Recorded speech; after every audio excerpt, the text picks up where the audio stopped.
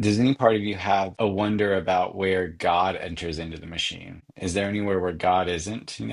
Is God in art? Is God in music? Is God in nature? So is God in the machine as well? And is God actually putting the TikTok ad that you're supposed to see at that moment in front of you? And how does one decide where to put their trust? In God, in the algorithm? Are they the same? Welcome to the Do You Feel Heard podcast, a production of Helping the Herd. Helping the Herd is committed to empowering individuals to liberate themselves from the patterns that keep them from creating their ideal life. If you like this podcast, visit helpingtheherd.com to find resources and personalized coaching to empower you to be your best self. Welcome, everyone, to the Do You Feel Heard podcast. I am with my wonderful co-host, Derrick, this morning, and Derrick has a juicy topic for us today, so let's just jump right into it. That's right. You know, Ian, listeners, welcome. It's the equinox. We are recording on the autumnal equinox right now to date us in time. We talked on the last pod about the timeless pods. It's okay to date some in time. We are on the autumnal equinox of Autumnal. 2025. Isn't it a joy to say? Weird. Autumnal. The autumnal. The Autumnal. aut Autumnal is now one of my new favorite words. It rolls off the tongue. I don't think I've Uh, ever used it or heard it used in a sentence before this moment. Uh-huh. The autumnal hymnal will be sung forever. Yeah. So the autumnal equinox is now, where I was looking up some of the significance of this, metaphorically, astrologically, anything. They talk about balance, equinox. It's when days and nights are supposed to be of relatively equal length. And here we are going into like the harvest season, a season of gratitude, of bringing in abundance in a way, the harvest of reaping the rewards of the seeds you've sown in that way. So it's an interesting time. It's an interesting time. And the topic that came to mind last night somehow was the trickster.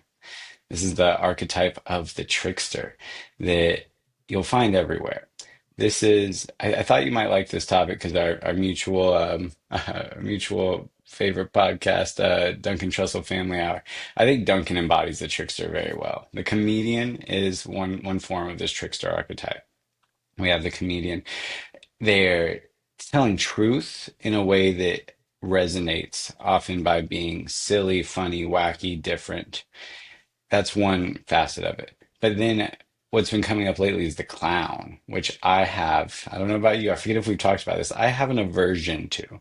I don't know. How do you feel about clowns, I'm the Ian? opposite, man. I love Yeah? clown energy. Yeah. Good. I mean, like, I Good. don't enjoy like the creep, like the evil, silly. Like, I don't want like a Exactly. violent. I It. don't want a Right? violent clown.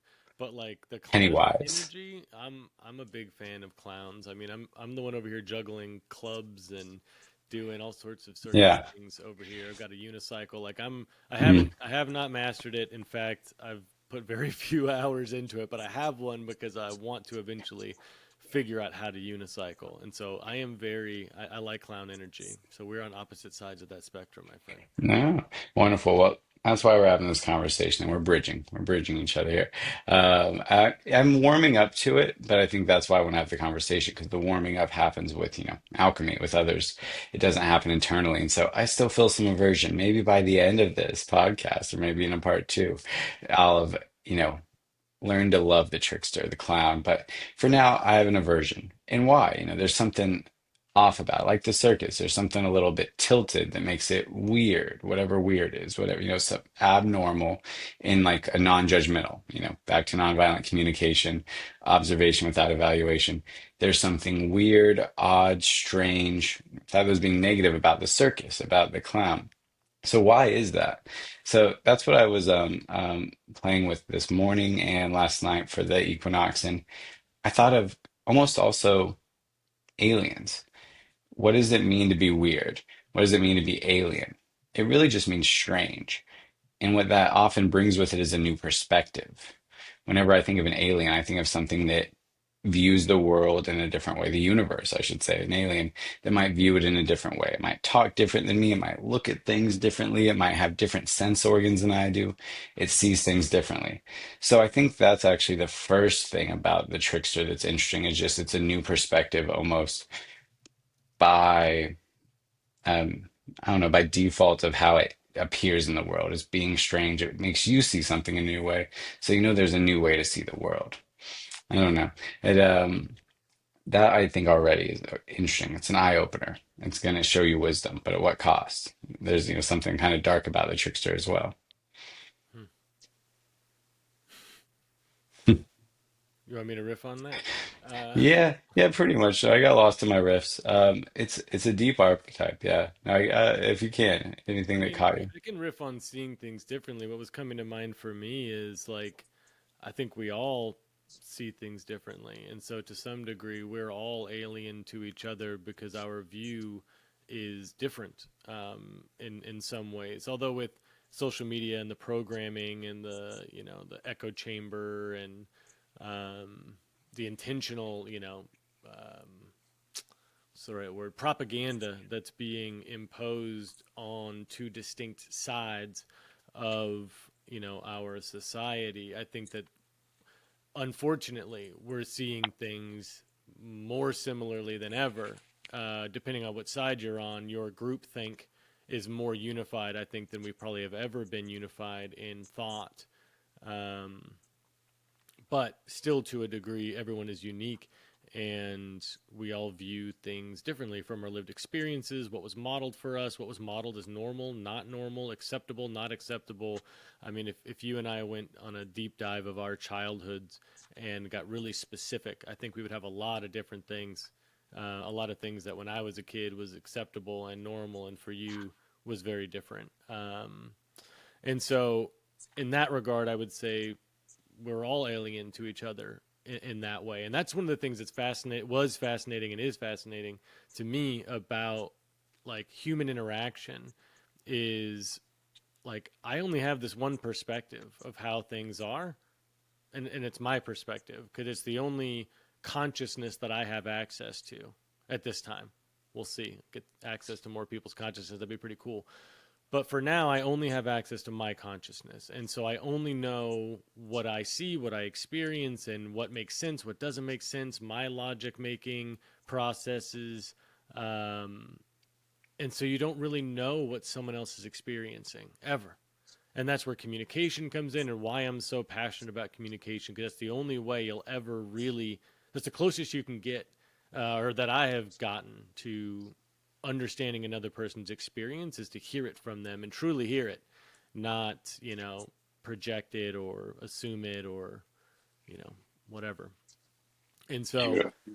yeah, so that's kind of what was coming to mind for me. And then just to add on to that, the other piece that was coming up was like, I have, and I don't know if this resonates I'm curious to hear your response to this, but many times in my life, and I guess throughout my whole life, if I was going to paint a broad stroke, throughout my whole life, I've always felt kind of alien to this place. Like, I don't think the way other people seem to think. I don't, act or behave like I just, I've always felt like a bit of an observer of everything that's happening. Of like, wow, what are these people doing? Like, why is the human race doing this thing? It doesn't make sense to me why we're headed on this path. I'm part of this we.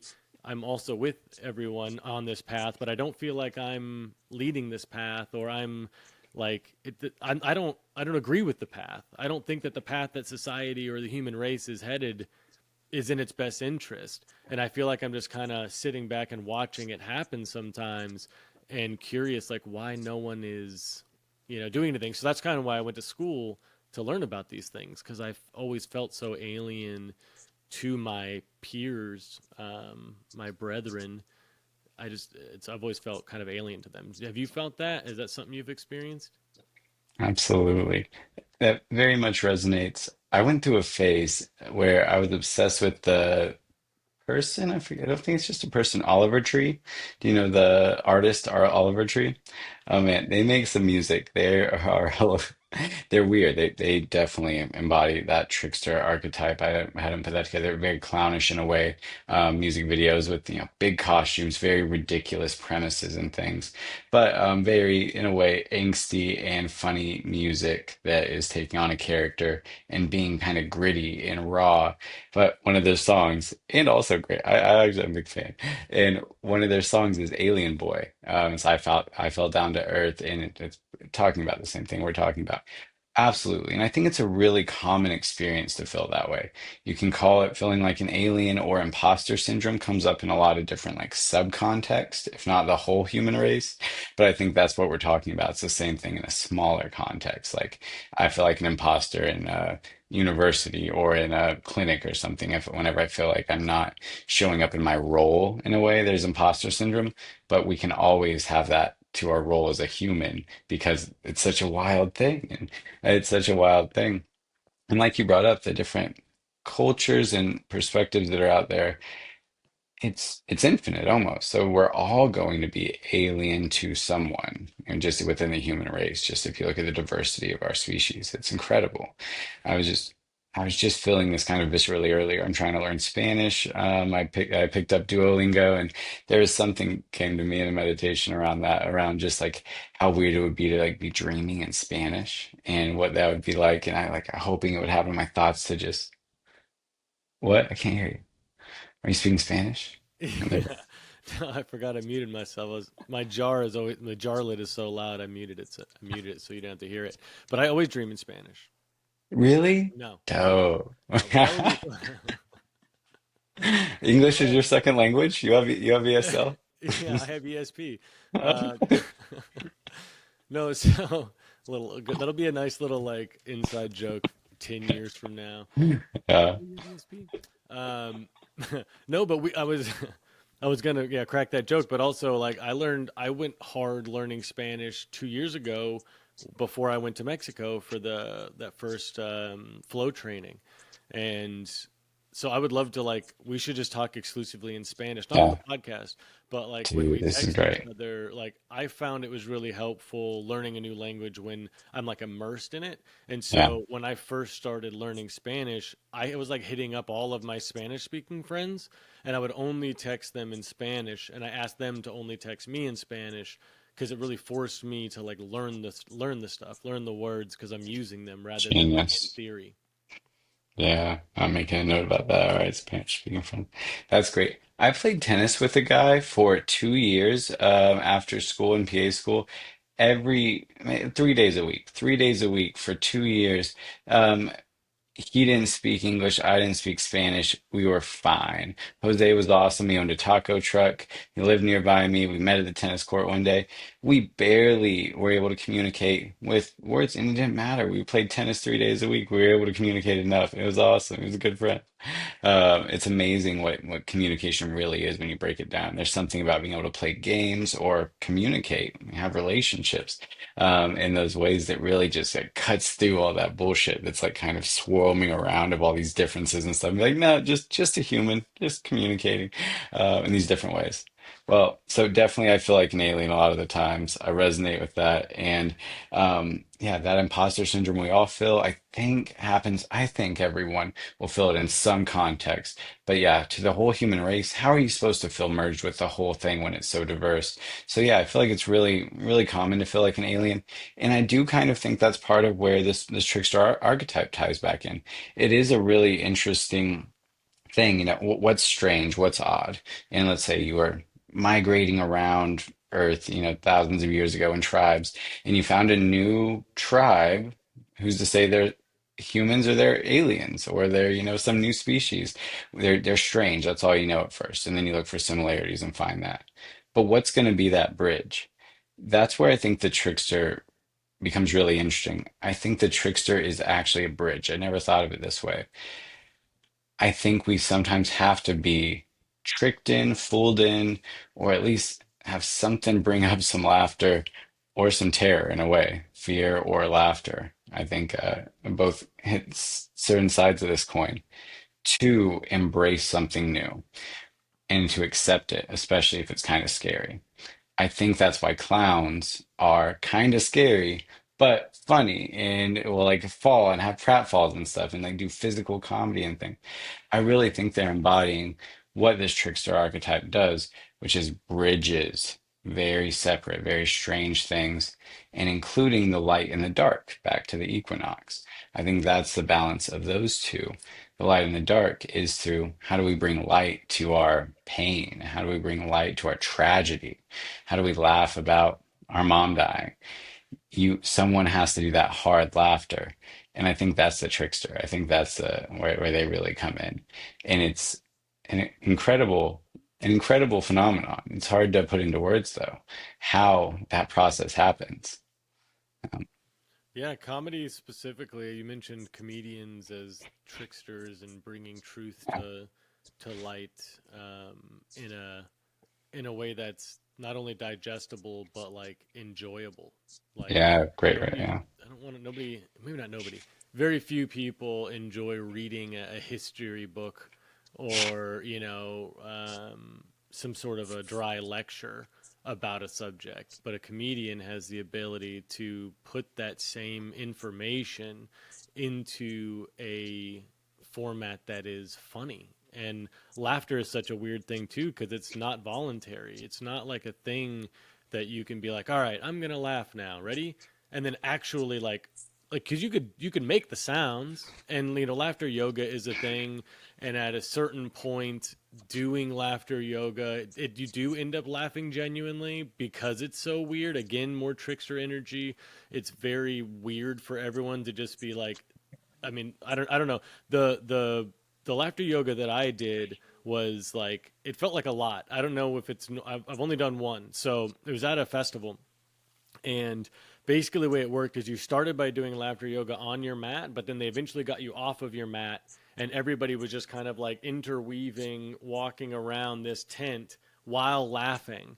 And so it was like really a weird, I don't know if that's normal, but for me, it was a very weird experience. And at a certain point, it was just like, this is freaking weird. And it's funny to be watching all these people fake laugh and then also really laugh. And then eventually it like, that laughter is contagious, bumper sticker. But it really is. And like everybody just yeah, started like rolling laughing. And so it's an infectious thing. And it's also involuntary, but it's something that certain people have a really good knack for doing, like a George Carlin or like a Richard Pryor. Like those are mhm, obviously huge names. Everybody knows that they were great, but it's not just it's like they were great. They were able to take real things, like because there's some comedians out there, and I'm like, I love stand-up comedy. It's a art form that I'm like very passionate about, me too. have been for a lot of years. But like, it's not just about making like, 'cause there's a lot of comedians that are funny, but they're not really telling you anything like that you Yeah, need to know. yeah, It's funny, and it's it'll strike the nerve, and the way that they structure their joke, it is funny. But then there's people like Carlin, who are telling you what is happening in the world, like in an incredible way, and it's yeah, funny. It's but tragic. mm, The things that he's telling us are tragic, and yet he's making it, making light of it in a way that we all like, I don't know, connect with and laugh about. absolutely. For a modern day example of that, I'd go to Bo Burnham. If you saw Inside that he made Yeah, during I did. COVID, where I love that. I think he really touched on some super true core things at a lot of levels, at the visual and perceptual level, because he put so much detail into the visual medium of what he was doing. Then it through the music and song and that kind of carrier wave, that massage of the message. The message is kind of the massage. You have to massage it so someone gets the message.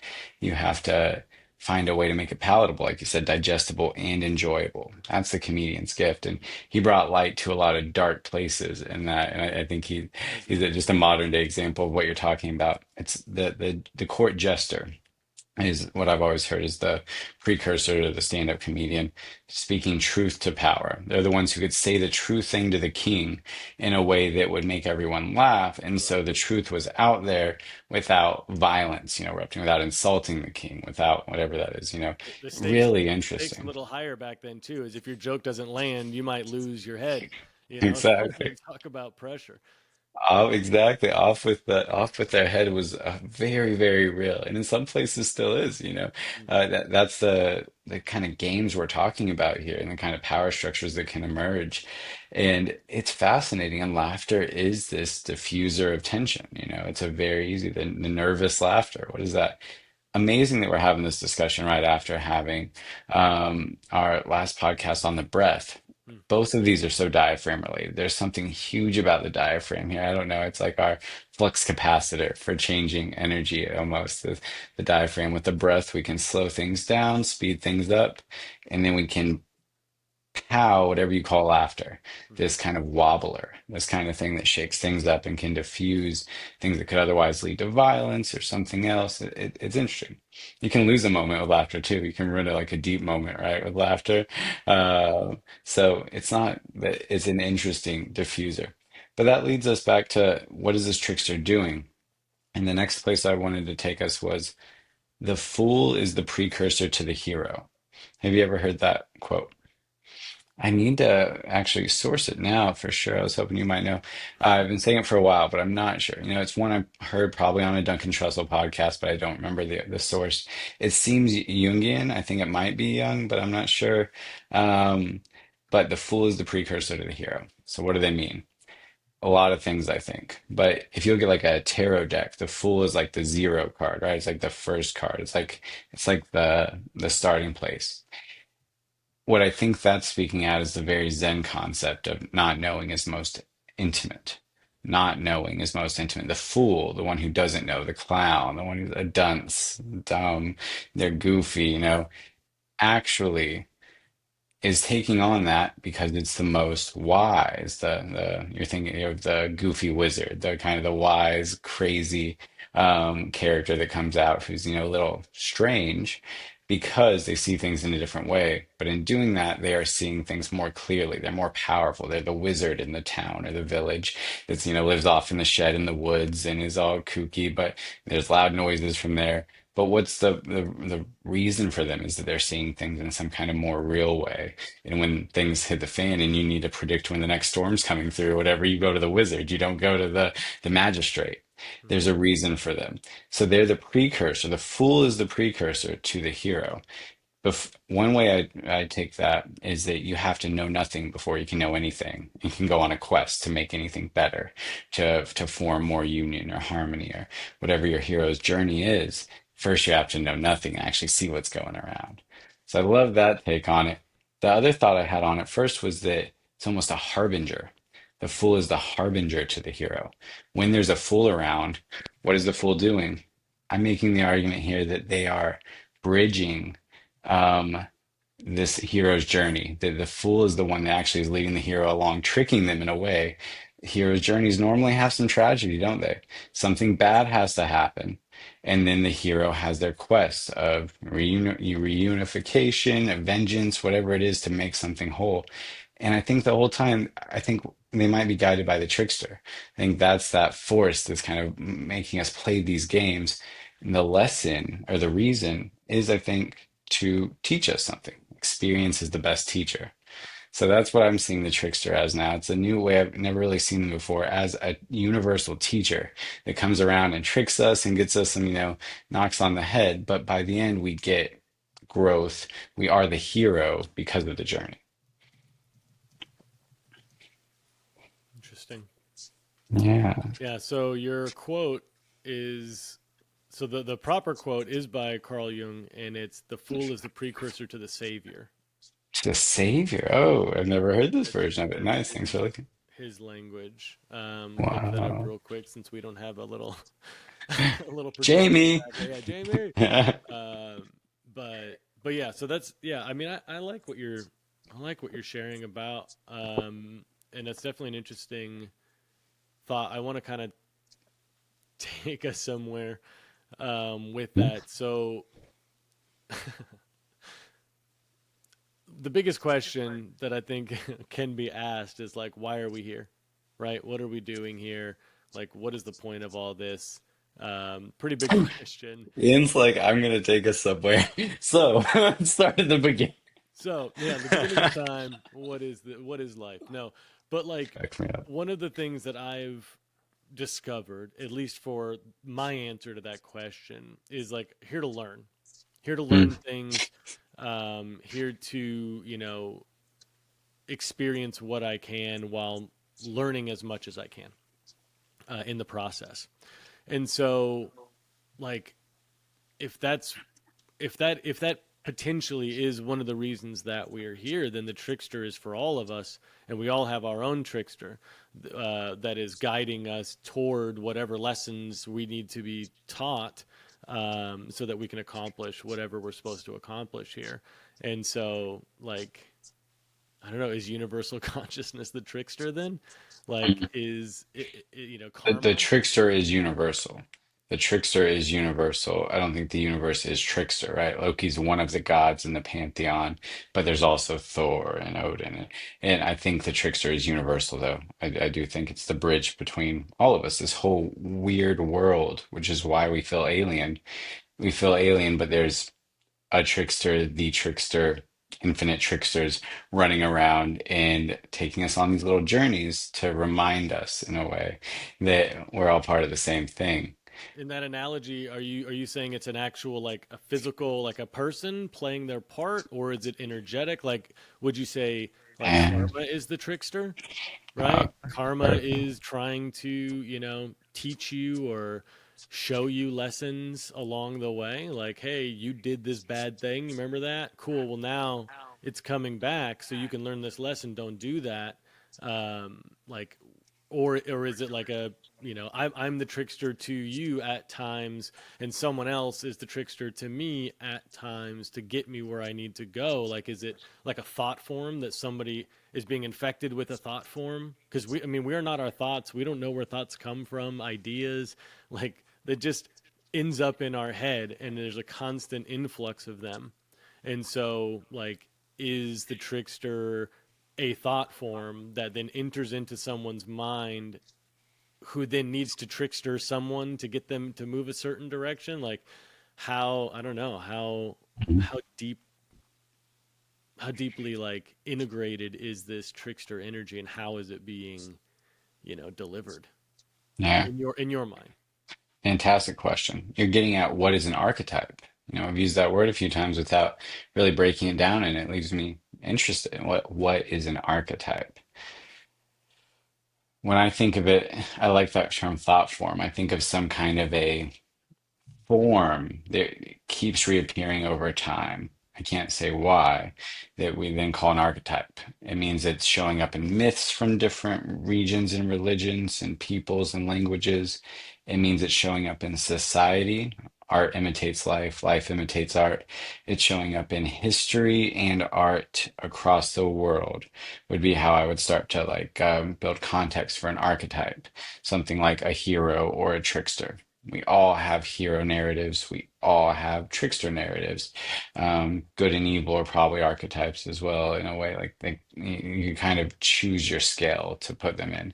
Um, so I think it is, where do they come from? I think Jung would probably talk about the collective unconscious, and like there is some kind of a, I don't know what you call that area, that a collective unconscious that we're all pulling from, that all these souls, consciousnesses are attached to. And that kind of resonates with me. I'm not gonna, make a factual claim here, but it resonates with me that there's something that we're all tuning into, especially unconsciously outside of our like day-to-day awareness in a dream state, through dream portals, through visionary experiences. There's something there, and that's where these things are. And for me, the distinction between inner and outer has become less and less meaningful every year on this earth. It's been really odd to see. That used to mean something. Whenever we talked about demons or ghosts, are they out there or is it a metaphor? That used to mean a lot to me. And nowadays, I just see it meaning less and less. They seem to be the same in the way in which we project our minds onto the world anyway. So if I have an inner demon, it might as well be an outer demon for the effect on the world. Just because the literal snarling beast doesn't come up and destroy my life, the demon of alcoholism could. And it doesn't need to have teeth and a body to know, like, that could mess up my life really quickly. There are demons out there. And that's really what I think this trickster may be getting at, is getting us to the hero's journey. which is demon slaying, ghost busting, taking care of whatever to tie it in with what you're saying, karma of the past, these kind of karmic residues, ghosts, demons, the ways in which we've acted or things that have been acted around us that we carry with us. Those are our demons, those are our ghosts. I think the trickster plays this role inside or outside cosmically of helping us find the hero, be the hero, and slay our demons, bust our ghosts, so that we can actually show up and move forward as a hero on our journey, wherever that leads us. Yeah, I mean, I resonate with that as well. I view universal consciousness. If I had to visualize it, I always think of it like in Charlie and the Chocolate Factory when he's like breaking the big candy bar or the little candy bar into the big candy bar into like the TV, and there's like Yeah, these tiny yeah, red specks that are like floating over. Like I feel like I don't know if I had to visualize it. I feel like it's probably something like that, something on a wavelength that we simply can't perceive with our very limited sensory organs or sensory hmm um, what do you call that, faculties, I guess. yeah. Our sensorium, Yeah, yeah, I mean, sensory we're not faculties. organs, so I don't know Yeah, our senses. yeah. I like the term sensorium a lot for that, just to encapsulate And everything that you all right, we have sense. the title, autumnal sensorium.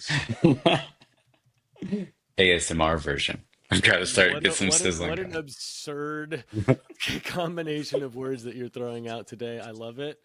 Thank Terminal you sensorium. for bringing it. So anyway, so I mean, I view that universal consciousness like our brain is essentially, or our mind, maybe not the physical brain, but our mind is an antenna. There's an antenna involved, and it is picking up signals from something. And I believe that it is thoughts and ideas and all of these things. They are coming in um, from somewhere, and so I think there's some level of I don't know, wavelength of Yeah, thoughts and ideas that our mind is able to pick up. Because there's these phenomenons where there are people on different parts of the planet that have the same idea at the same time and then go to work to doing something with the idea, and there's probably hundreds of other people who had that same idea at the same time but didn't have the necessary resources to actually do something with the idea, so they just table the that's idea, right. but someone who has the ability to do it actually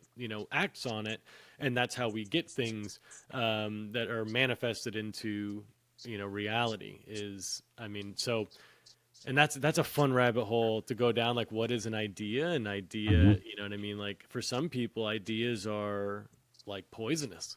They will ruin your life. A certain idea can take you down a certain path that like may not serve you, and then other ideas change everything for the better. And it's like infectious. Like Yeah, you can plant an idea into someone that's right. else's head, and then it spreads as they plant the idea. It's such a interesting, I don't know, thing that happens. Absolutely. Inception. Yeah, yeah. I like to think of them as, yeah, another like product of this world, the sixth sense. Like we're getting at here with this sensorium, with the Autumnal Sensorium podcast. That I was just having this conversation at dinner party. It was super interesting. It's Don Hoffman, and we're gonna have these people as a great dinner party. We're gonna have them on the pod soon. They're fantastic. Don Hoffman is a neuroscientist who talks about interface theory for reality. And this person actually studied with them and had spent some time with them at, I think it was Irvine, UC Irvine. It was a really mind-blowing idea the first time I heard it. It was Sam Harris podcast years ago, interface theory of reality. What really stuck with me from it was this idea that our sensorium, what senses we have and how adapted they are fully a product of their evolutionary benefit to us, how adaptive they make us to our environment in terms of survival and reproduction. That's why over, countless years, these things developed a certain way. If there's a predator, it's good to hear them, smell them, see them, feel them, all those things. But what kind of predators have we just not been selected for? He used the example of something called an nth dimensional predator, something that is only detectable by some different dimension than we normally have in our sensorium, let's say that comes to our planet. It's impossible to conceptualize, see, hear, feel, taste, whatever. It's in this different dimension, but it takes out some people. Eventually, there would be a process where we would evolve to be able to detect those. And those people at first would be thought of as crazy, lunatics, they're seeing something that's not there. But eventually, over enough time, if this nth dimensional predator took out enough, those people would become the norm. And the ability to sense nth dimensional predators would be a normal part of the human sense, like smell, like sight. The way that sharks have electromagnetism or bats use echolocation, the way in which they're adapted to their environment. So all of that is to say what you were saying about this antenna thing is exactly how I do view the world, and that there are very likely all these other dimensions that just are not relevant to us most of the time until they are. And that's where I try to live as the fool so much of the time. It's like, how much do I not know? How many things are affecting me, whether it's the electromagnetism from these AirPods that's slowly melting my brain, or the electricity in here, or the microplastics in the things that we're only just now learning anything about, or the nth dimensional whatever, or the frequency of love, or the frequency of fear. Yeah, I think we are all antennas, and it's kind of incredible how limited we are. And I think that's where this where diversity comes in, and where many, many different viewpoints get you closer to the whole. The most all the blind people touching the elephant and each having a part but not the whole. But together you could get it together. I think it's like the best argument I have for why diversity is such a good thing. Hmm. Why, it's odd that this has become political, but in a scientific way, diversity of view is just a good thing for reality seeking, in which we want people of different genetic lineages, backgrounds, histories to all be looking around healthy and happy and seeing the world, because then we will have the most chance of catching, call it an interdimensional predator, call it an imbalance of an archetype like war or fear whenever we need more trickster or light or something like that. I can see it in a lot of ways, but it is odd. I didn't think of it this way, but it's a rejoinder for diversity, and why it's so great to have diversity of views in this world that we can't understand and we never will.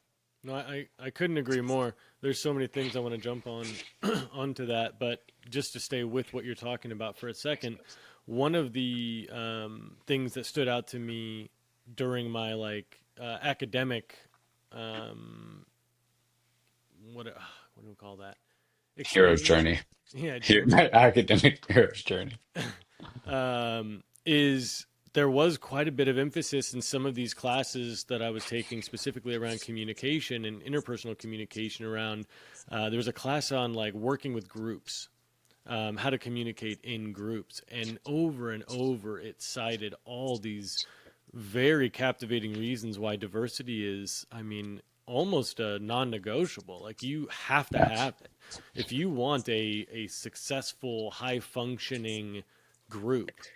It needs to be as diverse as possible with safety for everyone to be able to express themselves without Mm, fear of how someone's going to feel or think. It has to be a yeah. safe, warm place for to welcome that diversity, and then that diversity will give you, because I mean it makes a lot of sense too, coming back to what we were saying earlier around how we all see things differently. Everyone is experiencing things differently, and so if you want the most comprehensive view of something, you want to get the widest variety of perspectives that have witnessed this thing so that we can best understand exactly what happened or what is happening.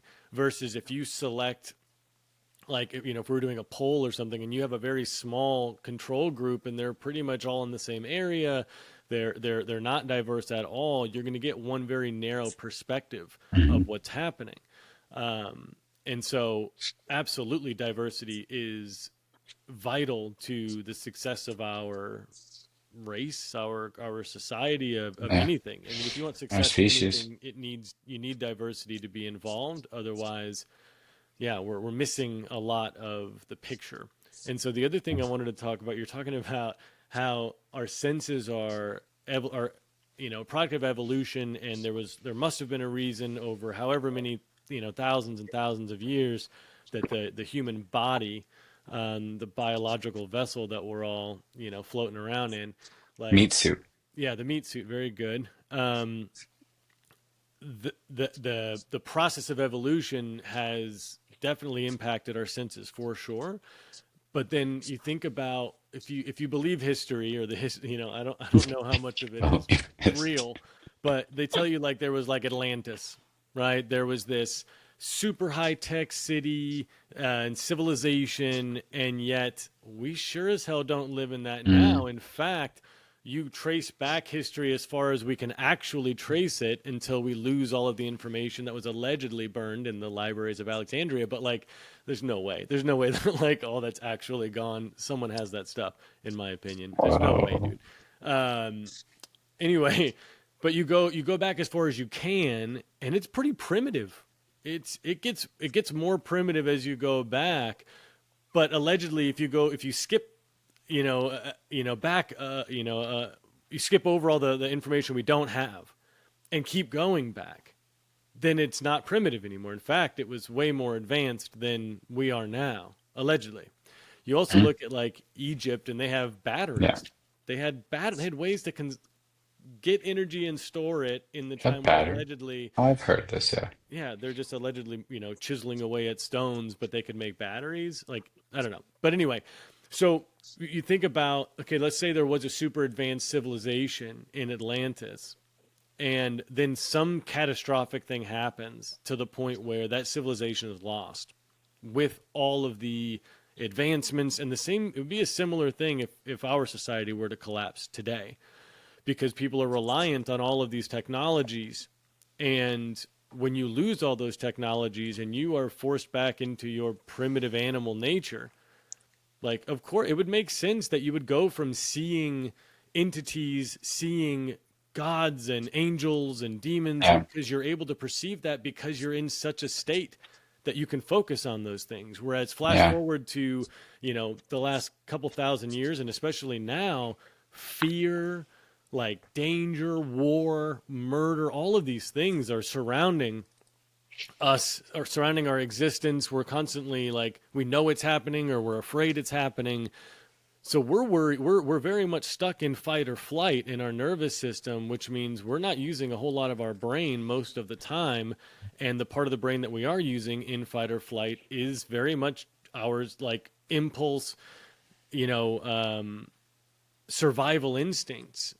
And so we're focused on survival to a large degree. Most people are, I keep saying most, a lot of people are in this place of survival. I've got to survive. And so when you're in that survival Hmm. mode, you're not, wow, let me really analyze the fractals of light and your aura when I'm looking at you, and I can see the energy coming off of you. You're not even able to access those things. And I think that's Yeah. kind of the toe in the water of going into Yeah. those places and seeing those things, is to be so present and so safe and so, free of what we're dealing with now, to be able to perceive things beyond survival and what is necessary for survival. And so I resonate with what you're saying about senses, or sensorium. Excuse Yeah. me.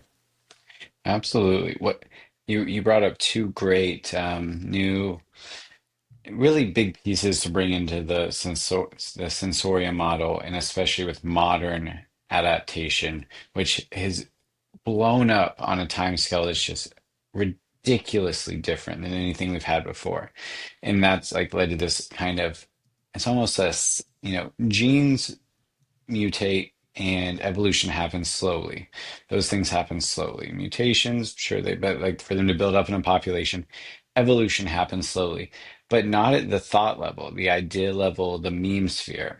Memes actually evolve very quickly. And like we're saying, they're real. They're archetypes, they're thought forms. That's meme is another good word. The meme of the trickster. We could actually say that, and it would not be that wrong. And that is evolving quickly. And now we have a, unprecedented time scale where things happen much quicker with technology than they ever have before in terms of communication and how much pinging consciousnesses can do against each other. at a level that can be divorced from their physical body than the rest of the antenna. So it can go into some really interesting branches. And there's a familiarity that happens with that and a way in which it's coded into development now that it's being incorporated so young, especially this newest generation. Growing up with cell phones, what's that going to do? That's so new. This is a whole new way to use memory and access people and things that's just never been seen before. On top of that, That, dude, just growing up with AI also. Like yeah, it's don't even bring a AI whole into that. other thing though. Like Yeah, growing up with technology in your hand from the day you're born, you just got this magic device that your parents stuck in your face and you're pressing it and it lights up and it's yeah, exciting your dopamine receptors and programming your brain to seek those dopamine hits. That's one level, but then you add to wild. that you can use this magic device to have a conversation with the algorithm. You can just talk with the algorithm. It's great. Like it's the Really absurd. impacts. And again, this is that thing coming back to being the alien. Like, why on earth? Why would the human race be like, hey, this is a great idea. We have no idea what the impact is going to be. Let's run with it. Let's just see what happens. It could ruin everything. It Dude, could completely damage the human psyche to a point where oh we are no. slaves to the No. archetype. But let's try it. It's fun and it's we can make money and money is not a real thing, but we can make a lot of it and we can buy cool boats and shit. So let's just do it. Let's just see what happens. Like You that's said, yeah, craziness. you said archetype. Did you mean to say algorithm? When? Slaves to the Oh algorithm yeah, or slaves to absolutely. the archetype? Sorry, slaves to the algorithm. No, I love it. You said, I think that was the trickster. This was the point. The algorithm is the archetype of the trickster. I think that's why you said, you could say that. You could say the trickster is every Freudian slip, right? You can see it at all these levels. But absolutely, that's what it is, I think. Whenever what I'm hearing is, why would you rush ahead with this great power? That is the fool. That's what the fool is like, oh, look, a bunch of money. What could go wrong? My money now. Then there's your 2 hour movie about the person who got the money from the trunk of the car and the drug dealers chase him down, blah, blah. Or, oh, look, the power. All right, the force or whatever, oh, great power. What could go wrong? All of a Yeah. sudden you end up slaying a bunch of Padawans. Then something happens with power whenever we think we can handle it. And I think that process pretty much always happens. And I think that's why the archetype keeps coming up. It shows us like our humanity. There's a way in which we run with this thing without knowing what it'll do. And we learn a lesson from it and we go on a journey for it. I think AI is that in social media, technology, whichever bubble you want to choose, but that whole, maelstrom of advanced technological change is I think our biggest trickster right now. And look at what it's doing. I mean, it's throwing pranks, or the prank is the nice version of it. The tricks. It can be the deaths, the village that gets taken over by the enemy. That's also the trickster that let the demon in. Again, the trickster leads to the demons and the ghost, and the heroes who slay those. It's that play of black and white, good and bad, that continues throughout history. And I think we're seeing the biggest trickster I've ever seen with Chat GPT. It's incredible.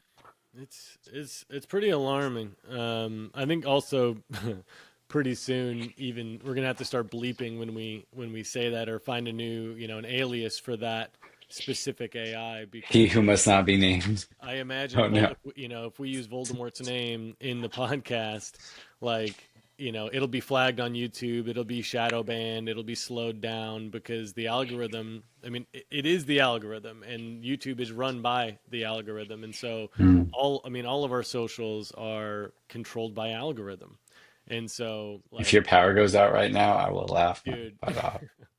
That would be That's hitting my proof. audio. Sorry, can you not hear me? Um, it's controlling the weather. Now we know what's controlling the weather. So we have another It was storm here for those who I guess nobody would know that. We were talking about that before as we have a running, the algorithm knows. yeah, a running theme where we'll have one of us will have a storm or something happening during the podcast. We'll lose power. It's been a running theme, and so right before we started our podcast today, there was. I mean, they've got big storms coming into my neck of the woods, and there was loud cracks of thunder right before we started recording. And I was like, well, here we go again. But anyway, but yeah, so we will have to eventually kind of maybe not use that word and use a different word to talk about it. But um, it is there's a lot of really scary things or concerning things about that specific um, platform that I just watched something recently. This is a big segue. Maybe we don't need to take this segue, but there's a lot of concerns about how much people are trusting the Yeah. the AI and trusting it to give it sound advice and to be looking out for it. But you wouldn't trust, your Instagram or TikTok algorithm to be like looking out for you. It's a, it has a purpose, and its purpose is engagement. It wants you to be happy and engaged and do the thing. And so it's going to, just like Instagram will give you what you want to see so that you'll stay on and keep using it. ChatGPT is the same way. Oh, I said Voldemort's name. Sorry. We'll bleep that. We won't bleep Don't that. say Voldemort too. Like, don't double down. Like, if you're gonna Is say there a one of them, difference? don't add the Is other there a one. difference in the two? I Uh, just don't. You're really getting called both of them. I don't like it. Beetlejuice, Beetlejuice, Jared. Beetlejuice. But but anyway, there's a lot of trust being put in Yeah, it, but you wouldn't trust the Instagram algorithm to give you what you actually need or what's in your best interest. You recognize that it wants engagement, and so it's going to give you what you want to see, not necessarily what's best for you or what you need. Similarly, the AI is no different, and it's going to tell you what you want to hear, so you keep using it. And so it may not actually be in your best interest, the things that it's telling you. And so, and this is, I mean, Duncan was just talking about this recently about how it's gonna, he's like, I could tell it, hey, I think I'm gonna eat a shit sandwich. And it'd be like, what a great idea, Duncan. Here's 6 ways to prepare a shit sandwich. And like, it's just a really interesting time and a cautionary time. I think that it's so nuanced and so like we can't possibly perceive all of the unintended consequences of giving people full access to this technology at this stage of it. People are like romantic relationships, yeah. intimate relationships with it. Like they use it as a therapist. Like they're when it went from version 4 to version 5, people were like emotionally distraught because Yeah. their friend, their confidant, that they're giving all of their most intimate and private, I just heard about this. Yeah, yeah, people had like an uprising. They tried yeah, to like protect ChatGPT 4, which was much more sycophantic because that's what you want. yeah. Wow. Which, all right, so yeah, this all ties in perfectly with the trickster again, but I want to add another layer to it. So the trickster layer is kind of obvious. The flowery, colorful jester kind of thing that draws you in, but is there substance underneath? Or are they trying to get your money? Are they trying to just con you? What are they? They're cunning in this. The fool is actually very cunning normally and is the one tricking people with their humor and their wit into whatever they want. And they have the ear of the king and they're pulling strings behind the curtain kind of thing. Is that who we trust? Right now we have this social media, chat GPT, all this stuff that our privacy you could largely put into that with like the internet and all these algorithms and where we're just saying, well, I'm going to throw myself at the algorithms and allow that it's going to put what it wants in front of my face. That sounds very trickstery, very just like, all right, well, we're messing up. We got conned, and now we're, for whatever reason, in it. And we're all interdependent, it's all connected.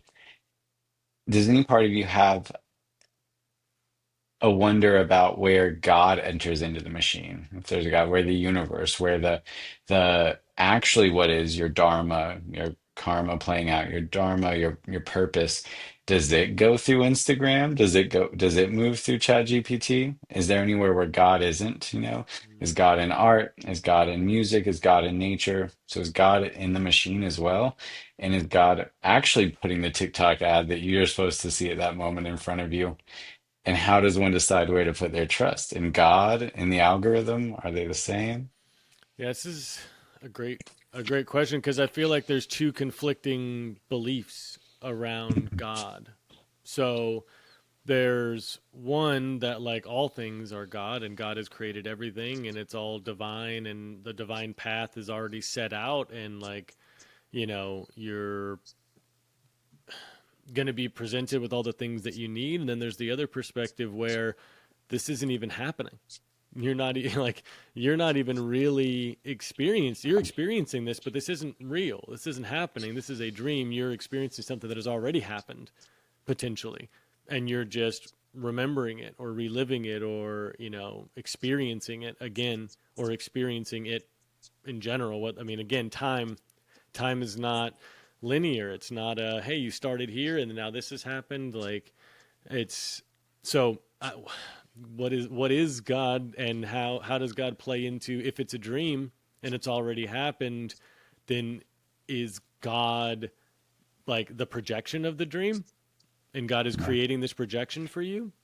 Or if we are experiencing this and God has a plan and you are, kind of a player one, in this experience where you get to make some choices, but like the storyline is going in a certain direction. And so you're really only going to be able to make decisions within those parameters. But then like you go into like some of the deeper psychological philosophy. And I was listening to a Ram Dass talk about this recently, about how like if you think that you're making decisions, you're fooling yourself. You're not making any choice at all. Like it feels like you're making a choice, but the way that the mind works and decision processes are made, you're not really in control of that.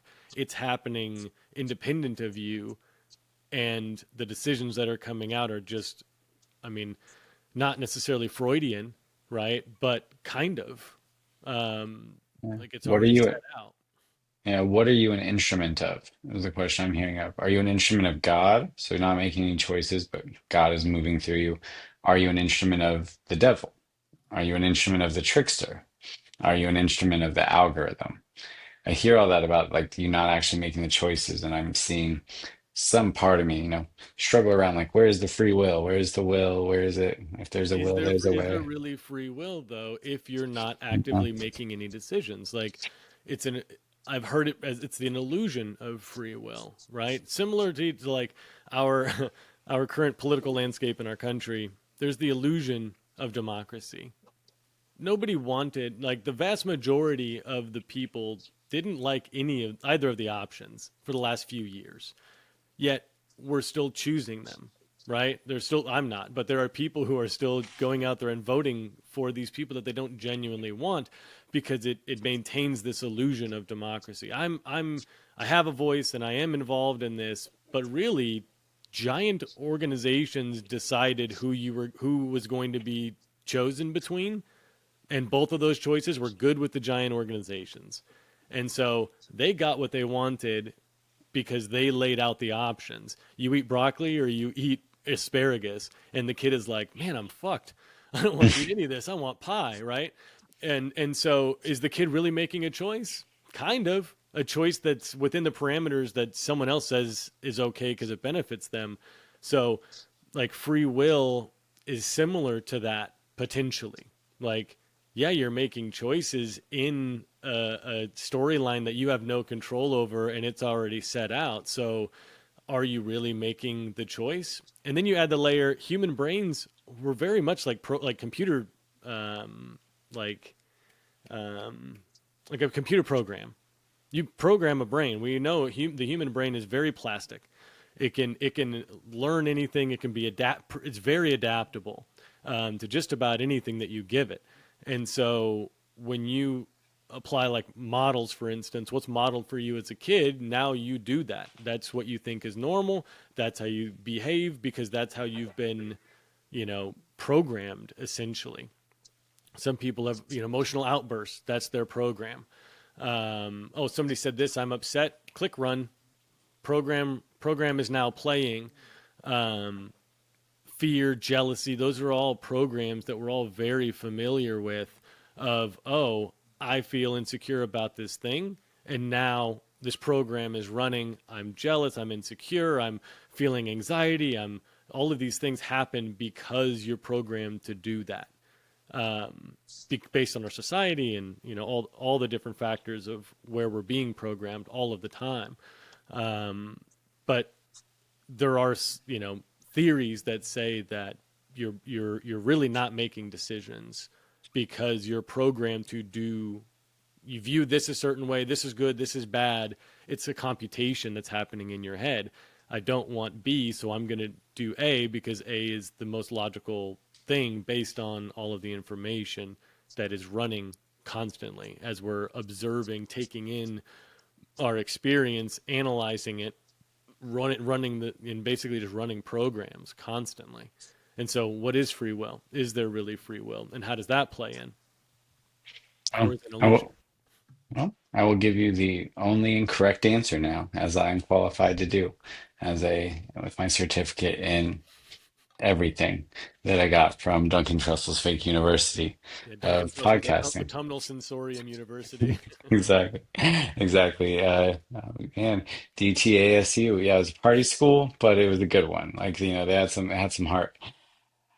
I think one thing you often say is that awareness is the prerequisite for change. Awareness is that first step for change. So when I see this, I think of change as somewhat analogous to free will and what happens when we put awareness onto this system and see, well, is there anything that can move here? Is this, just everything clicking? The two things that come to mind are one thing you said about neuroplasticity. Neuroplasticity, when it was real, there's this way in which the brain can rewire itself, form new connections, restructure with psychedelics, with breath work, with meditation experiences. There's with the pineal gland secretions, who knows? There's all these ways in which neuroplasticity is a real part of our brain and the way we process the world, and it changes. And I also think of quantum physics, quantum mechanics, quantum theory, things I don't know enough about, but I know enough about to say that they make things really strange and weird, very trickstery, and put a lot of uncertainty into how things go. I think of the movie Everything Everywhere All at Once, which I just love, where I think they get a big component of what I understand about chaos magic, about there being something about chaos that randomness that creates energy in a system, almost like an influx of heat. So doing something really unpredictable can shake things up. And you hear that from meditation gurus and stuff, doing something that makes no sense and it, causes enlightenment in a student or gets across a lesson in a way that communication only doesn't. And again, experience is the best teacher. I keep thinking about that. And so I think that's the trickster leading you on an experience. The guru sometimes is too. They're not telling you the thing. Wisdom's one thing, but actually teaching is different than just displaying the wisdom. What gets someone to digest and enjoy, or at least digest, even if they don't enjoy the lesson, what tricks them into taking the walk so they get the reward at the end. And like the way you learn a lesson too, I think is like, I don't know, something to add there. My son and I, um, he's been learning how to ride a bike without training wheels. We started last Monday, and in like 4 days, the kid we're zooming around the neighborhood already. Like, very proud of him. But one of the things that we talked about was like a certain technique in operating a bicycle and why one way is potentially better than another. And I heard myself saying like, you're going to learn the lesson and hopefully you don't learn it the hard way, right? And he was like, "Oh, well, is that how you learned it?" And I'm like, "As a matter of fact, yes, I learned most of my lessons the hard Mm, way." And that's been something like a theme in my life, wow. especially coming up, before I had the awareness and the presence that I operate with now, where I'm more able to find those lessons a little bit, a little more easily. But in the past, especially before I was able to cultivate that in myself, every lesson was learned the hardest way possible. And people would tell me, "Oh, hey, this is a thing. This is important. This is wisdom." What do they know? Like, Yeah. my mother would tell me, be careful who you surround yourself with. Yeah, what do you know, mom? I'm going to go hang out with the cool kids, right? Mhm. Rather than like looking back, I'm like, damn, I wish I would have hung out with like people who are more academically focused than their how they were being presented and perceived by others. Popularity and crap like that I once cared about.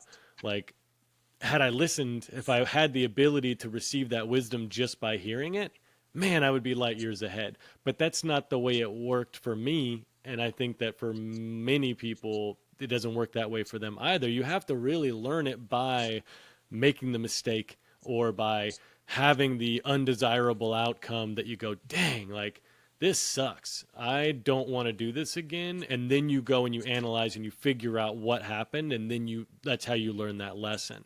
But if it was, I mean, how boring of a life though would it be if it was as simple as like, hey, Derrick, I've got some wisdom for you. You're like, cool, got it. No problem. Just give me all the wisdom and I don't have to, Yeah, learn anything in a difficult way. No difficult experiences, no stresses, no disappointments, no heartbreaks, no loss, no grief. Just, oh, yeah, I'll take the wisdom, sweet. And you just skate through life. It'd be pretty boring, I think. And it takes me like Alan Watts talking about like if this was a dream, if you could just dream any existence, eventually you would want it to be challenging because it would be boring going into a magical land where there's gold everywhere and you just have all of fulfill all your fantasies all the time in that world. That'd be really you'd get bored pretty quick. Um, yeah, my son and I moved to Minecraft survival because Minecraft creative was just boring. It's just like, dude, what are we doing? There's no concern of anything. We can just build anything we want all the time. Like, what is the point of playing this way? And he was afraid of playing survival because he was afraid of dying. He was afraid that he was going to lose all of his things. And like, so then we started playing together, and we've been doing really good. But it's similar to that of like, you've got to have skin in the game. Otherwise, what's the point of the game? Similarly, you've got to try stuff your own way and learn and fail and try it again and try it again. Um, find those lessons in the things that are being presented because it would be boring if you could just take wisdom and not have to learn it for yourself. that's right. You're really calling me back to moral philosophy, something I haven't like I don't know read of or like listened to a lot of in a while, but it gets intense when you look at like really how far you can take the philosophy of morality and what it means at like universal levels. And one of the interesting places they get to, I forget the philosopher, I heard about this, but it was around the example they used was potato people. There's a, what's better? Is it to have a billion souls in the universe that are thriving, flourishing, having the best possible lives with adventure and joy and wonder, or to have 100 billion that are living meh lives. Potato people. They eat is bland food, bland mashed potatoes with no taste, and they sit in recliners and they survive for an average number of years and they move on. Which one's better? This is a moral argument that goes around, and I know I have some kind of intuition that, like you need the spice, that it's like life's not worth living without the spice, and that there's something, but I don't know at what scale that breaks down. 1,000 billion trillion potato people, maybe that makes up for the 100 billion, wonderful lives. Why I would it don't be know. beneficial for us to have more people? Like quality over quantity, I don't think makes sense with population.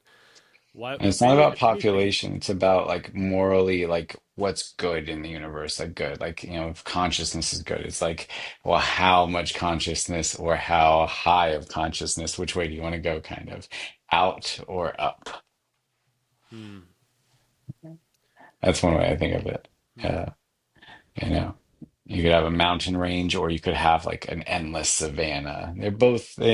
I think that's why I don't think there's a right or wrong answer. It's a really interesting moral quandary, but that's what you're kind of circling around here with this. And you're right. You have to embrace danger, and I think that is where the or play comes up. I think of this all the time. Play just being so important to learn, to grow, to do anything, to change. Because just like your son, if you get afraid of, losing your stuff, then you don't go on the adventure and you don't get any lessons. You don't learn the lessons. And you're right. Like I've learned a lot of lessons the hard way. And I think that's why we call, like instead of teacher or guide, one of my favorite words is facilitator, making something more easy, facilitate. That's what that means. Facil in Spanish is easy. Facilitator. What makes something easier? Once you've learned a few hard lessons, it's pretty natural, I think, to want to like spare someone that. You want to make your son learn the bike without, as many scraped arms and knees as you had, or as many concussions, or whatever it took. That's just so natural. I think it's human nature in some ways. It's one of our best qualities, one of our better angels. But that's exactly what is facilitating. And so it's interesting with the trickster. Like, is it facilitating or is it actually making things hard? Like, it's like that story of the horse and finding the horse, the Zen story. You find a horse, oh, it's good luck. And then, your son rides it and breaks his leg, it's bad luck. Okay. And then the son with a broken leg isn't drafted by the army and doesn't go off to die. So it was good luck the whole time. Whether it's good or bad is always But changing. what you were saying is whether the trickster, whether or not they're facilitating because it may or may not be easy, but the facilitator is the sorry the yeah, I mean, I guess the facilitator, in this case the trickster, they're not, it's not up to them whether it's easy. That's on the receiver of the lesson. Like, you get to, that's the one thing you do have control over for sure, is how you perceive what's happening to you and how you respond to what's happening to you. And so we always have the ability to make things easy for ourselves or hard for ourselves, as based on how willing we are to listen to or see what's happening or receive the lesson or accept reality as it is. I mean, if we are in a place where we are refusing to accept the situation and we are fighting and grasping to clawing at anything other than what's really what is happening, that's going to make the lesson very difficult for you to learn, because you're not even accepting it as happening. So you can't possibly learn it. Like, somebody's like, all right, so 3 times 5, and you're like, I don't even, ooh, thunder. I don't even want to acknowledge that the times that a multiplication is a real thing. I don't want to acknowledge that it's real. I'm comfortable with addition and subtraction. I'm not even acknowledging that multiplication is a thing. It's going to be really difficult for you to learn multiplication if you're not even acknowledging that it's a thing, right? Yeah, And so I think that the trickster is presenting it to you, and then you have the ability or the responsibility of digesting it however you're going to digest it. And you can be in denial for as long as you want, or you can fight it or resist it or be closed to it or whatever for as long as you want. That's your free will. But the lesson is here. And I have experienced in my life that if you don't learn the lesson the first time, it's going to come back again, and it's going to come back again until you learn it. I've seen that, the repeating cycle, a bunch in my life, where I'm like, dang, this has already happened. And why is this happening again? Like, why am I? And clearly it's because I didn't learn whatever I needed to learn the first time. And so here it is again. You find yourself, it's like relationships, bringing it into our work. Like, if you're in a couple, if you're in a relationship with somebody, and every time they say something that is activating, you have a emotionally explosive trigger response, and that eventually creates unsafety, a lack of safety in the relationship, and then that relationship doesn't work. Going into another relationship is not going to be the answer, because you haven't healed or evolved this one aspect of your communication.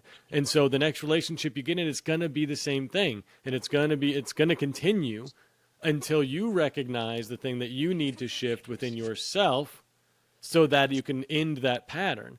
Similarly, I think that happens all over the place with, you know, all sorts of things. absolutely. Is there a chicken in your office? No, but it is storming. I swear it sounded like a rooster. Listeners, email us in. Tell us, ask us questions. Tell us about roosters. Did you hear that, or was that the trickster?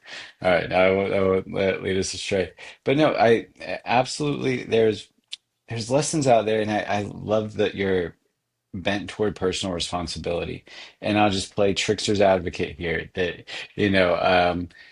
That while I do, I believe that too. I also just have a lot of empathy for this weird human race and how fallible we are.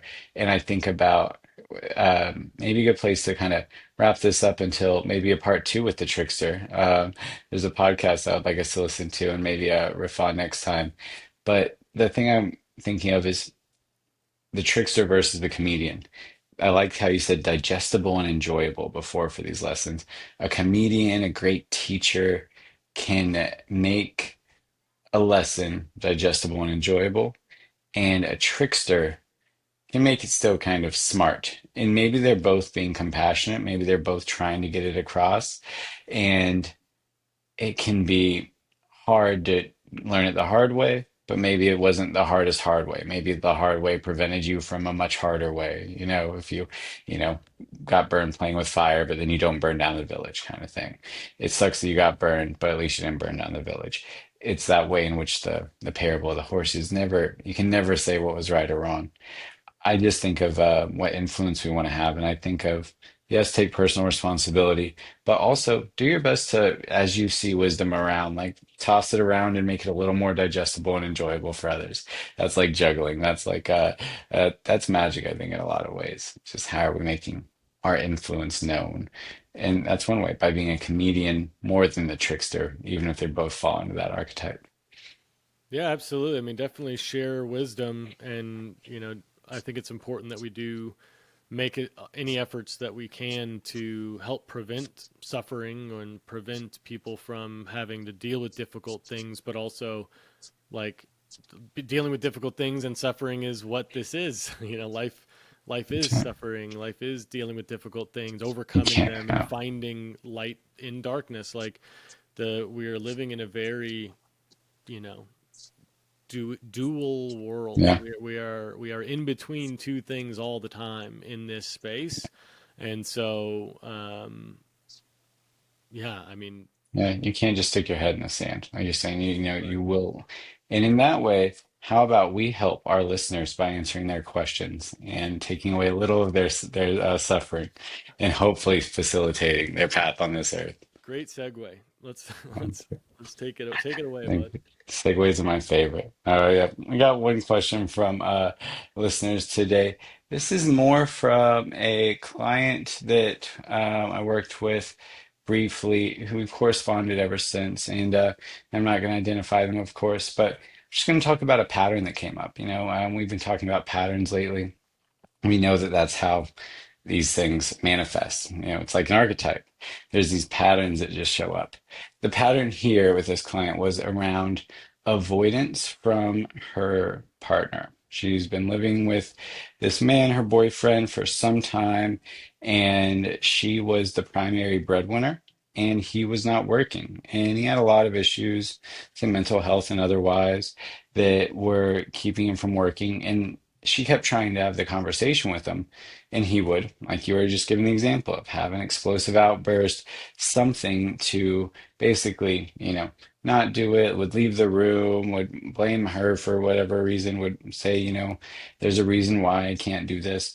But then when she would try to, walk him down the path of any kind of path toward anything that would work for both of them, avoidance, avoidance, avoidance. My question is, what do you do when there's a clear issue in your relationship, but one partner, if not both, but in this situation, we'll say one partner is truly avoiding it, like sticking their head in the sand, is unwilling to do it? What do you do from there? You can use either this example. I'd love for you to answer first if you can, because I'm thinking about this. You can use this one example explicitly of finances not working out and one partner just refusing to address it, just continuing to let the other person pay for everything pretty much, Hmm. um, for as long as they're willing to, or any more broad example you have of that Yeah, clear avoidance. I think I'll go more broad, just because I mean, the pattern can be applied to anything. It doesn't, the subject matter that is trying to be discussed that the person is avoiding isn't really that important, because they're not ultimately on the deepest level, they're not avoiding that subject. They're avoiding whatever is coming up for them in that conversation. And so the pattern is, I'm just not going to acknowledge that this is even happening, or I'm going to do everything in my power to not deal with the uncomfortableness of whatever truth is underlying the situation. So to answer the question, what do you do if in a romantic, maybe not romantic, what do you do if you're in a intimate relationship with someone and there is something that needs to be discussed, and you're trying to bring that to the other person, and they're just refusing to, be an audience to your question. They're refusing to hear it or entertain it in any way. I think the first place we have to start with is consent. I think that's the first place we should start with any conversation is are the people involved available and consenting to whatever is happening? And if somebody is avoiding, that to me says they're not consenting. They're not available for it for some reason. And so on the first layer of consent, if they're not consenting, then it doesn't happen. I mean, that's how consent works. If they are not available to have that conversation, then you don't have that conversation. I can tell you with full confidence that if you try to force anybody to have a conversation they're not willing to have, it is not going to go well. If you try to force anyone to do anything, like you might get on the surface what you want, but you're not going to have the fulfillment or satisfaction of it because they're not equal participants. They're not fully there. They don't want to be there, and so energetically they're not there. Mhm. But you're forcing maybe your conversation on them, but they're not available for it, so they're not really there with it, if that makes sense. Yeah. And so that's the first layer. And so I highly recommend and encourage if someone's not available, full stop, and let's figure out how to get to the place where they are available. How do we create an environment or create a situation where that person can say yes with a full heart, and fully participate in whatever it is that you're wanting from them. And so that then goes into communication. You now have to ask thoughtful questions. You have to be able to set aside maybe your emotions in that conversation with them, because if you come at them with, all the ways that you feel about them not being available, you're going to get closeness. You're going to get a guarded person because, oftentimes it can be received as they've done something wrong or they're in trouble. And so it's important that you bring it to them as objectively and calmly and lovingly and compassionately as possible. But you begin the conversation of, well, why are you not available to talk about this? Help me understand. You're not wrong for it. I'm not upset about you or as upset at you about it. Help me understand why this is a no. Mhm. And then we could try to bridge the gap, because I have needs, and and my need is that I need to feel heard in this, and I need to find a solution in this because I'm not satisfied or I'm not happy with this current dynamic, and you're not willing to talk about it. So long term, this is Mhm. not sustainable. Let's figure out how do we get to a place where you can hear me and we could talk about what do we do about what's happening. Um, and I think when you're in that place, it's vital that you truly listen to them. Like, this isn't a check the box step where you're like, all right, cool, I asked you what you needed, now on to what I want to talk about. Yeah. You need to genuinely understand them, Yeah. and seek to understand them so that you can reach them in this solution or in this compromise or whatever it is. And likely in this situation, that other person who is closed might have their own needs that need to be met that aren't being acknowledged in some way. And so if you can meet their need, then they have what they need to feel safe to be able to do that, to have that conversation or go into that space. But if you can't really hear them because you're just wanting to check the box so you can say what you need to say, if you're not really hearing them, you're not actually going to be able to meet them where they are, which means you're not actually going to be able to get their consent because they're not going to feel safe to give it until that need that they have is met. You're going to miss all of that if you just skip, if you're just closed to it and saying it to say it so we could hurry up and so I can feel heard already. Do you have follow-up questions on that? I think that's probably at least a good place to start, That's if anyone is fantastic. experiencing that. Yeah, I'd love to reflect that. That is fantastic. I heard you say a lot that resonated, especially starting with no force, that you can't force it. What a great place to start for both the person who's avoiding the thing and the person who's trying to confront the person avoiding it, the reason they're avoiding the avoidance probably is because conflict can be scary and suck. And, especially when you start trying to force something, that's where it goes wrong. It's not necessarily conflict if you're not trying to force it. I don't know. I don't want to get into the words there, but that's great. Don't force the thing, get consent. And then from there, be curious. You have to actually be curious about the thing first and seek to understand. That's that alien, that stranger, that trickster thing that you have to look at, kind of funny. Be like, well, what is there? I don't understand why they're avoiding it. So, wait, there's actually something I can learn here. If I understood why, maybe I would have already fixed it as if there was a problem to be fixed, but I don't. Like they're avoiding it. I have guesses. Let's get curious and then actually listen. And from there, you talked about, how does the bridge work? You brought up you just mentioned it's actually a big thing that's not easy, but it is a prerequisite, I think. Self-knowing, insight into yourself. You actually need to know what some of your needs are and why this is a conflict issue for you. Otherwise, you would be fine just letting them avoid it and just you guys would just do your dance for however long. But there's something inside you that a need that's not being met. And you can't, especially if they're avoiding a thing, expect them to be curious and find it out of you. If you want to bridge this, distance, you have to take some responsibility. It seems not going to be easy to look in and see, well, what are my needs? What are my actual core needs? And how do I get to them and have a conversation, understand where their avoidance is, and hope to bridge the gap without attachment to it, because you might not be able to. If you're really looking curiously, it's like playing Minecraft survival. You might lose it all. You've got to actually put it on the line if you want to make progress and get something, but you can. And I love the answer. The only thing I was thinking that to add in was that sometimes, not prescribing it, but sometimes I bet humor is really helpful. We talked about that diffusion of tension.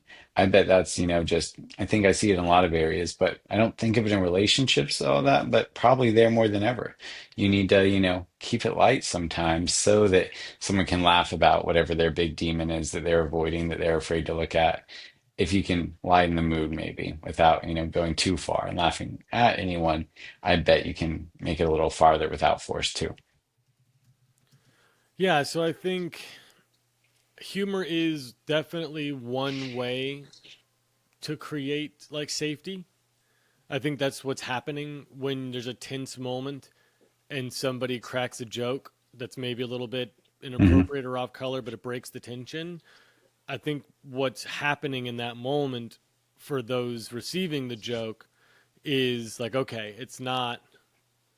We can take a moment to add some levity and laugh. It's not as heavy as it feels. It's a little lighter than maybe we are all perceiving it right now, which creates more safety than this is tense. This is a big deal. I don't know what's going to happen. Somebody cracks the joke, and it's like, okay, all right, that's good. It's a little less tense. And so that is one way to create safety in that dynamic. However, there's also a lot of people who have trauma around, and sometimes cracking jokes is a trauma response.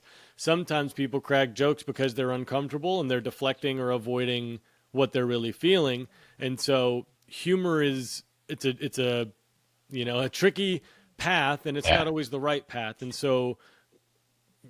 and on the other side too is some people might receive that as you making light of the situation and it's not important to you, and it might for them minimize how much you're actually receiving or hearing them. And so you want to be careful using humor and make sure that it's done in a way that doesn't minimize the other person's experience or deflect your own or deflect theirs. And so just know your audience. Yeah, I think read the the best room. thing that you can do, yeah, read the room. Those are the two things I wrote down. Know your audience, read the room, understand who you're talking to, understand how do they receive that? What are they needing? Again, back to that self knowing, right? But have those conversations before you crack a joke. Know like what does safety look like for you? How can I help create safety in our dynamic? Have that conversation long before the moment that you're going to crack the joke or but the more conversations you can have, the better understand that person and how they operate and what they need. and how they experience their feelings. Like, because everyone, again, we all are experiencing things differently, we view things differently, and so um, intimacy is all about depth and closeness with somebody. And so, above all else, create as much of that as you can with the people that you surround yourself with and interact with, so that you can know how to meet them in the way that they need to be met, which will avoid a lot of the undesirable aspects of conflict. Because conflict is a good thing if you move through it in a, you know, healthy, loving, compassionate way. There's nothing wrong at all with conflict. It's a good thing. It's diversity. Diversity is conflict. Every single Mhm. person in that diverse group that we talked about earlier, they're all in conflict with each other in some way because they're viewing things differently, and that is conflict. They're having different experiences. That's conflict. But if you can create safety for that diversity to exist and that conflict to exist, it's not a problem. It's not a bad thing. If anything, it's a strength. Yeah, absolutely. I I heard it put this way recently that conflict, like we always say, is healthy. It's a good thing. But the couples that do well are the couples that have the focus not on conflict, but on repair. It's almost like seeing anything in the world and looking at where it's broken, where it's distant, where it's not lining up, or looking for where the connections are, how to connect it. Do you want to repair? Do you want to bridge? Or do you want to divide? That's the definition of Satan sometimes. Duncan will riff on Satan for 3 hours sometimes. Heard this enough from him that, anything that divides is the Satan, is the demonic force in a way.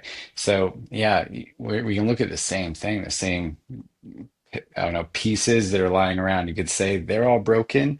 You could focus on that, or you could say, well, that could go there, that could go there. You can help be the bridge. You can help fill in those gaps.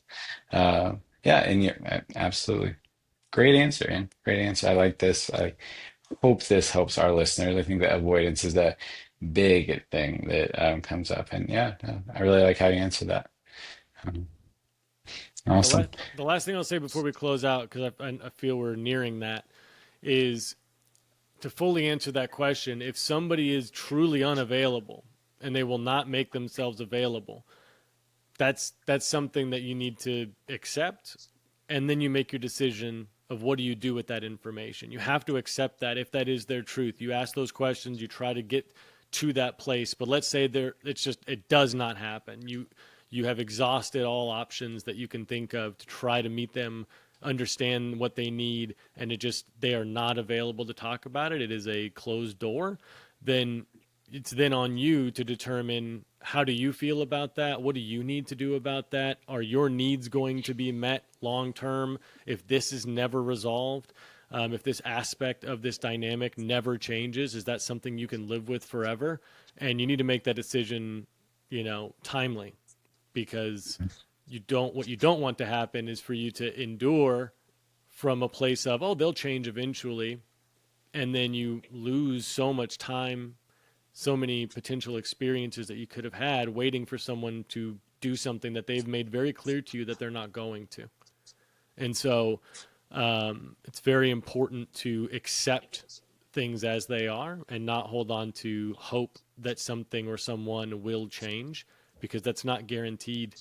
And so I think that's the last piece of it. If they truly are not willing to change, truly not willing to hear you or do anything differently, you have to make a decision of, can you make peace with that? And if you can't, then you need to, take action. Accept the situation as it is, or take steps to create a different situation. Yeah, absolutely. Be hopeless. Be hopeless, accept it, and then from there, you're not helpless anymore. Right. Yeah. All right, no, I think it's a wonderful place, and I really enjoyed this talk. I really want to do a part two on the trickster, and love seeing how it shows up in all these areas. This archetype to thought form bridge is really helpful for me, and I think helpful in this work. Seeing the archetypes, the way we understand things is so dynamic. Sometimes we need a face on something to be able to, think about it, interact with it, work with it. And so I love thinking about these forces with you. And yeah, you have a very clarifying light. I'm really happy with how this ended. Yeah, no, thanks so much for podding today. This has been a joy, one of my favorites. Definitely. Thanks everybody for listening. Again, if you have any questions that you'd like for us to field, or topics or guests or whatever, any feedback at all, feel free to either put it in the comments in the YouTube section, or the YouTube section, the comments on YouTube, or social media. You can reach out to us at Helping the Herd on Instagram, Facebook, and then also, if you prefer email, contact@helpingtheherd.com. And thanks for tuning in, and we will see you next week. See you next week, guys. Thank you. This has been the Do You Feel Heard podcast. If you're interested in resources that will help you move through conflict, you can go to doyoufeelheard.com, where we have tools for individuals and couples.